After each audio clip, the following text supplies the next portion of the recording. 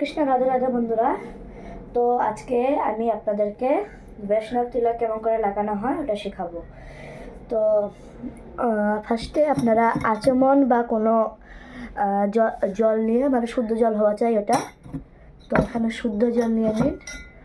আমি আচমন থেকে নিচ্ছি জল। এই যে এটা হলো গোপীচন্দন। আপনারা গোপীচন্দন লাগবে, আপনাদের জল লাগবে, আর হলো গোপীচন্দন লাগবে, মানে গোপীচন্দন। আমরা এখন 12 অঙ্গে লাগাবো গোপীচন্দন। তো ফার্স্টে আমরা এখানে লাগাবো।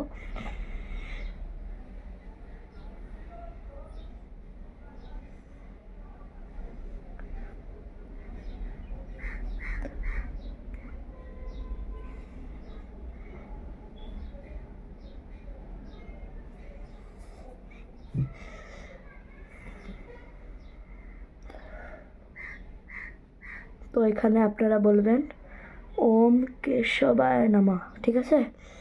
তো এখন আপনারা এখানে বলবেন, এখানে দিতে হবে আপনাদেরকে ওম গোবিন্দায় নমঃ। এখন এখানে বক্ষস্থলে আপনারা বলবেন ওম মাধবায় নমঃ। এই যে দেখুন, ওম মাধবায় নমঃ। এখন নাভিতে আপনারা বলবেন, আপনারা ওম নারায়ণায় নমঃ। এখানে আপনারা বলবেন ওম বিষ্ণবে নমঃ। এখানে বলবেন ওম বামনায় নমঃ। তো এখন আপনারা হলো এখন বাও হাতে আপনারা বলবেন, যে বাও হাতের এই জায়গাটা আপনারা বলবেন ওম ঋষিকেশায় নমঃ।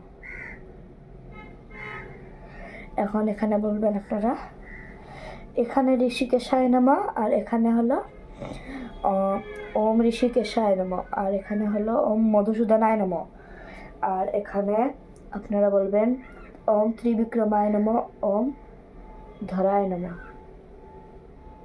তো এখানে হয়ে গেল, দেখে নিন। এখন পিছনে আপনারা বলবেন ওম পদ্মনাভায় নমঃ, আর পিছন এই যে জায়গাটায় নিচে আপনারা বলবেন ওম দামোদরায় নমঃ। তো আজকে হলো আমাদের এটা সম্পূর্ণ হয়ে গেল।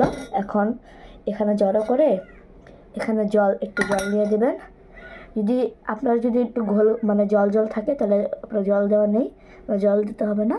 এখন মাথায় নিয়ে বলবেন ওম বাসুদেবায় নমঃ, বাসুদেবায় নমঃ, বাসুদেবায় নমঃ। তো এখন এটা ধুয়ে নেবেন। তো এরকম করে আপনারা বৈষ্ণব তিলক লাগাবেন। হরে কৃষ্ণ।